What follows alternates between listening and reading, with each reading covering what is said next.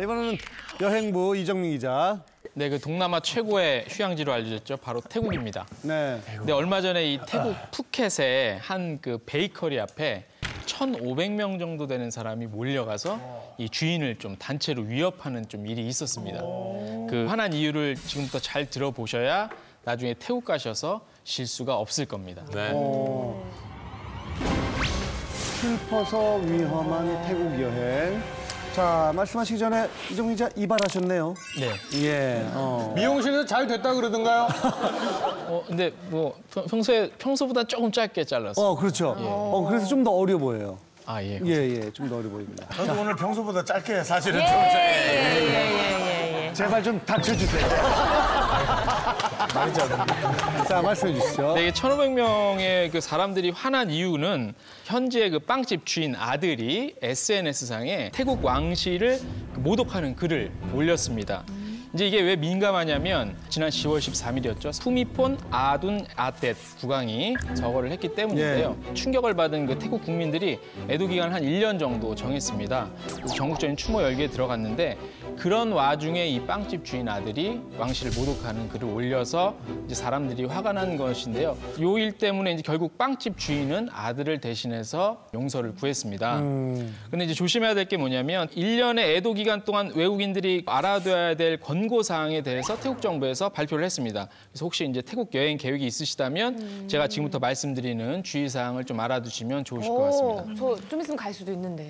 그쪽에서는 본인 개인정보를 너무 흘리는 경향이 있어요. 저희가 뭐 물어보지도 않았는데. 근데 제가 이렇게 말씀드리면 너무 반갑지 않으세요? 뭔가 반가워요. 그쵸? 거봐 이렇게 힘을 드리는 거예요. 아니 태국을 내 가는 머리나 것도 신경 아니고. 써. 내가 오빠 머리를 왜 예, 신경 이렇게 보니까 관종 부부 같아요.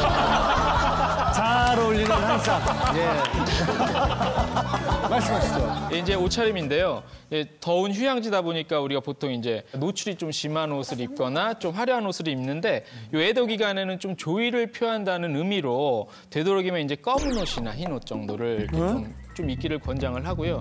두 번째는 이제 좀 무례한 행동도 좀 금지입니다. 고성방가라든가 아니면 이게 좀 음란한 행위를 해서 국왕을 좀 욕되게 하는 행동을 되도록이면 자제를 해야 되는데 태국에는 이제 전 세계에서 가장 강력한 왕실 모독법이 있는데 왕실을 비방하거나 또 이제 모독하거나 위협하는 행위를 하는 내국인과 외국인은 15년 이하의 그 징역형에 처하는 좀 강력한 법입니다. 그래서 잘못 우리가 이제 좀 행동했다가는 좀 이렇게 감옥을 갈 수도 있는 그런 법이고요. 이 법이 또 얼마나 무섭냐면 이제 그런 사건이 있었어요. 그러니까 태국인 남성 같은 경우는 한 요 왕실을 모독해서 한 30년 정도. 30년이요? 굉장히 무섭고 강력한 법입니다. 외국인도 해당이 됩니다. 국왕 생일날 한 스위스인이 술을 살 수 없다고 하니까 화가 나서 왕실 사진에 그 낙서를 했습니다. 그래서 이게 또 걸려갖고 징역 10년을 받았는데 이 10년조차도 스위스인이 잘못했다 인정하고 용서를 구해서 받은 게 10년입니다. 그 정도로 강력한 법이고요. 그래서 이제 우리가 태국 여행을 가시면 곳곳에 이렇게 왕실 사진이 걸려 있어요. 사진을 이렇게 삿대질하듯이 이렇게 가르치기만 하는 게 이제 현지인한테 한 그 신고가 들어갈 경우에도 굉장히 큰 유죄 판결을 좀 받을 수가 있어서. 근데 이렇게 뭐 정말 신기해. 너무 좋은 뜻으로 가르칠 수도 있잖아요. 그럴 수 있는데 오해를 살 수 있는 행위일 경우거나 이제 좀 운이 없어서 그럴 수도 있잖아요. 김정민 씨, 뭐 어떻게 한다고요? 이렇게. 아, 두 손으로 이렇게. 아니 누가 봐도 총인데요, 그거는. 누가 봐도 총으로 이건데. 아닌데 그럼 어떻게 아예. 진짜 오래 받겠다. 근데 우리 모르니까 한두 번 여행 가서 무심결에 해봤을 수도 있거든요. 김영희 씨, 예. 하지 마. 그렇게 걱정되면. 그래, 제주도 가라.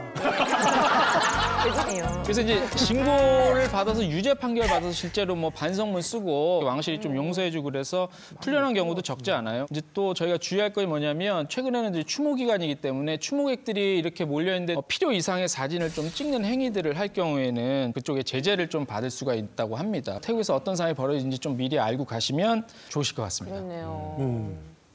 아니, 국왕 앞에서 뭐 물론 무례하게 하면 안 되는 건 뭐 옳습니다만 반성문을 쓰게 하고 뭐 감옥에 가두고 처벌 기간도 이건 뭐 듣도 보도 못한 엄청난 장기인 것 같은데 그거 좀 지나치지 않나요?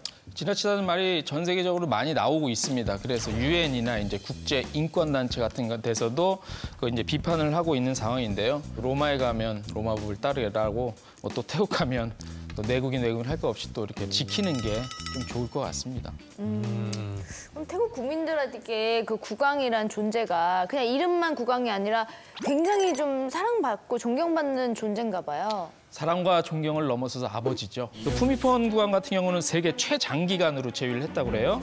그래서 이제 국민들이 굉장히 존경했던 인물이라고 하고 그래서 슬픔이 더 크고 그래서 이제 그 슬픔이 오히려 요즘에는 분노로 이어져서 심지어 이제 심하게 시위나 폭력으로까지 연결이 되는 그런 경우가 허다하다고 그러고요. 그래서 외국 관광객들은 잘 모르잖아요. 그래서 표적이 될 수 있는 가능성이 많다고 합니다. 저도 영상을 봤는데 그 현지 여성분인데 좀 밝은 색깔 옷을 입고 버스에서 내리는데 검은색 옷을 입은 현지 여성한테 얼굴을 그냥 그대로 가격당해가지고. 그 정도야? 네.